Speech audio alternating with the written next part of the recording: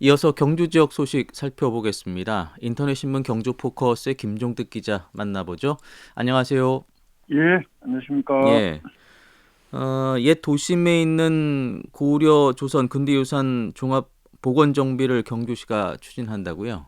예, 그렇습니다. 이 경주시 도심에는 신라 고분뿐만 아니라 고려 조선시대 또 근대유산까지도 이렇게 좀 있는데요. 예. 이런 유산들을 종합적으로 재조명하는 복원정비 사업을 경주시가 추진한다고 합니다. 음, 옛 도심 역사문화유산 복원정비 종합계획이라는 이름으로 오는 6월 달부터 한 12월 달까지 종합정비 용역을 경시가 추진한다고 합니다. 이 네. 용역 대상 옛도심 내의 역사문화유산은 고려 그리고 조선시대 객사의 부속 건물이었던 동경관 음, 그리고 조선 때 동원터였던 KTNG 부지 그리고 경주부 관아의 건물 일부인 옛 경주문화원 예, 그리고 예. 태조의 의진을 모셨던 집경전터 또 그 일제강점기 야마구치 병원이었던 그 화랑수령관 또 음, 경주경찰서 지금 서장관사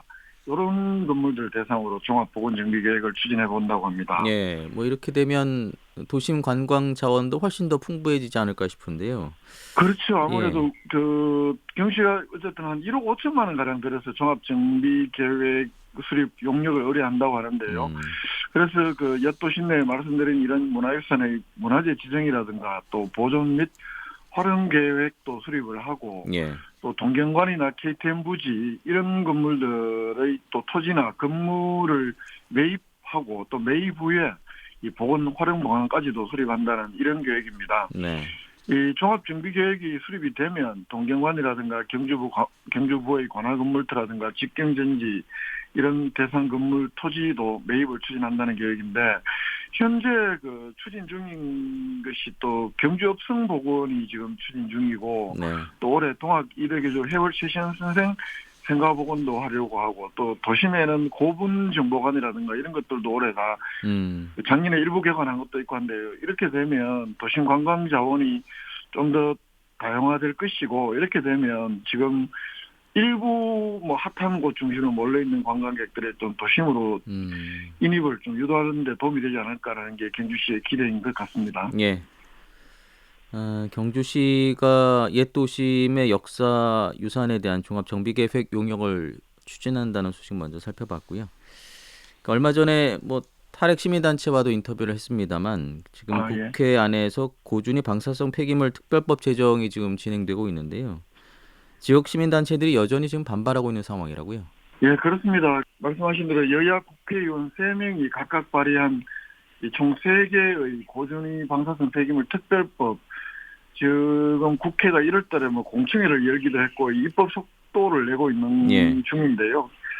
이 경주시의 자문기구입니다. 경주시 원전 범시민대책위원회 등의 주도로 그저께 20일 경주시청에서 기자회견을 열어서 이 특별법 조항 중에 이 원전 부지 내에 고준위 폐기물 저장 시설 운영을 하겠다는 이 조항들을 독소 조항으로 규정을 하고 음. 무조건적으로 삭제를 해야 한다 예, 이렇게 주장을 예. 했습니다.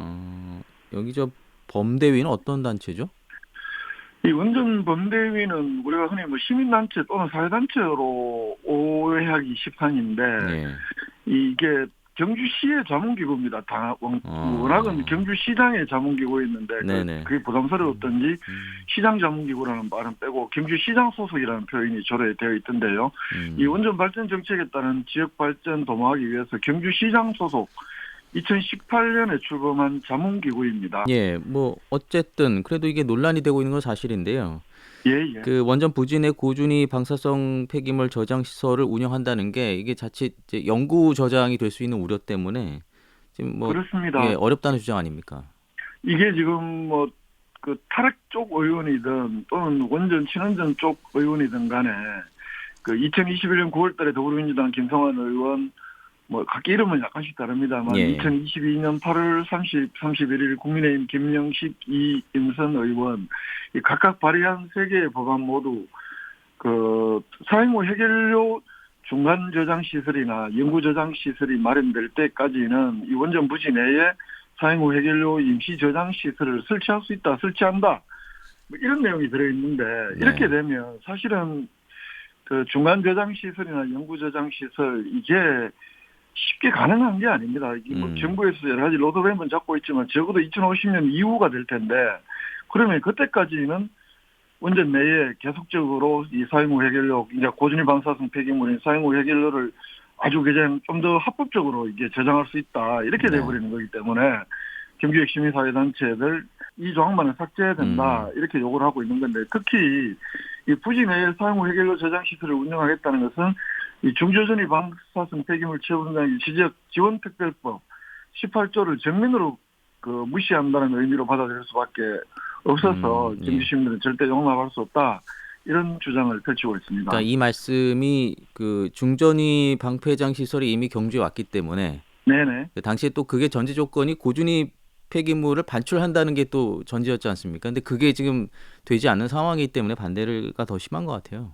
그렇죠. 일단 그런 2005년 시점으로 돌아가 보면 예. 이 중저전이 방사성 폐기물 처분장이 전국 여러 곳에서 주민들의 강력한 저항에 부딪히면서 이게 정부에서는 뭔가 하긴 해야 되는데 가장 큰 우려가 중저전이 방사성 폐기물 처분장이 들어서면 그곳에 이어서 고준위 폐기물 처분장도 들어서는 건 아니냐. 그 전에 정부 정책이 동일한 부지에 설치하는 것으로 되어 있었기 때문에 더욱 예. 어려웠던 겁니다. 이렇기 때문에 2005년 3월 달에 그 중저준위 방사성 폐기물 처분 시설 유치적 지원에 관한 특별법이라고 해서 이 특별법을 만들면서 18조에 이 사용후 해결료 관련 시설 건설 제한을 골자로 하는 내용을 이 특별법에 넣습니다. 그 예. 내용이 원자력 안전법에 따른 사용후 해결료의 관련 시설은 물론 그 이후에 관련 시설, 관계 시설 여러 논란이 있습니다만 이걸 유치적이게 건설하여서는 아니 된다.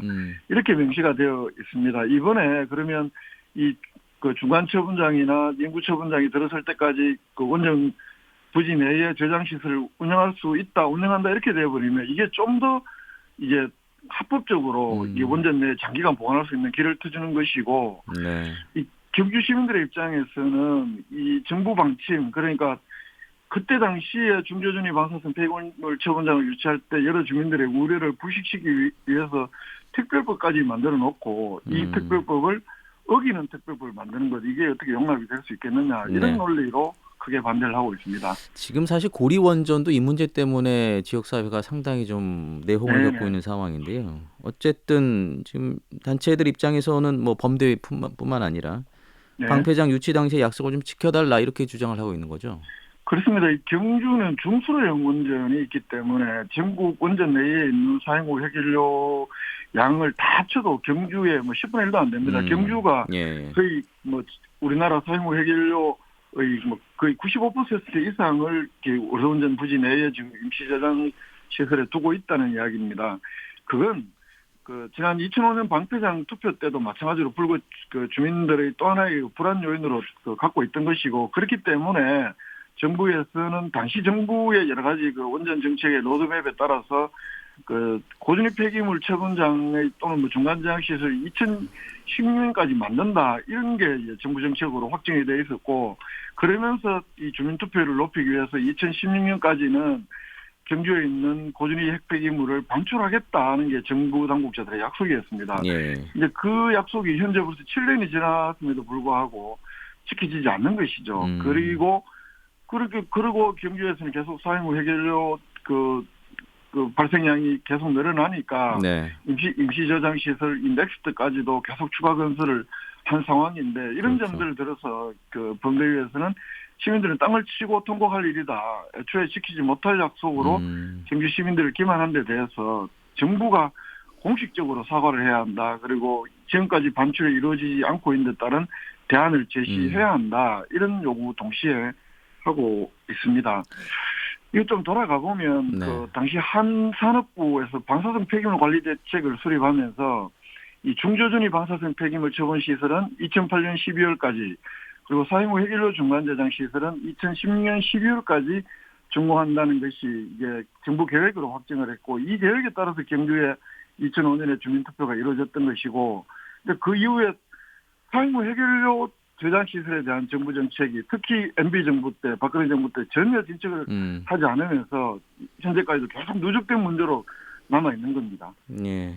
참. 근데 이게 저 사안의 중대성에 비해서는 좀 관심도가 적었었다고요. 관심도가 적은 건 아닐 텐데 예. 이게 제가 아까 경주시장 소속의 자문기구라고 했잖아요. 네. 이 자문기구가 기자회견을 추진을 하면서 아까 말씀드렸던 대한노인의 경주제회라든가 뭐 사단법인 경주발전협의회 또 원전 주변지역 세계읍면 발전협의회 이름을 올렸습니다만 실제 이 기자회견장에는 이 범대위 관계자 5명 정도밖에 참석을 하지 않았습니다. 그렇군요. 이게 기왕의 경주 시민들의 이런 걱정과 우려를 정부 당국에 좀 제대로 전달하려면은 물론 뭐 기자회견 또는 그런 규모가 절대적으로 중요한 것은 아닙니다만 예. 사전에 이런 의견들을 좀 더 지역사회 공론화를 확산하기 위한 노력들을 했어야 되는 것 아닌가 이런 점들은 아쉬움으로 남기도 합니다. 좀 미흡한 오게티가 돼버렸네요. 네, 그렇습니다. 자, 경주 지역 소식이었습니다. 김종득 기자였습니다. 고맙습니다. 예, 고맙습니다.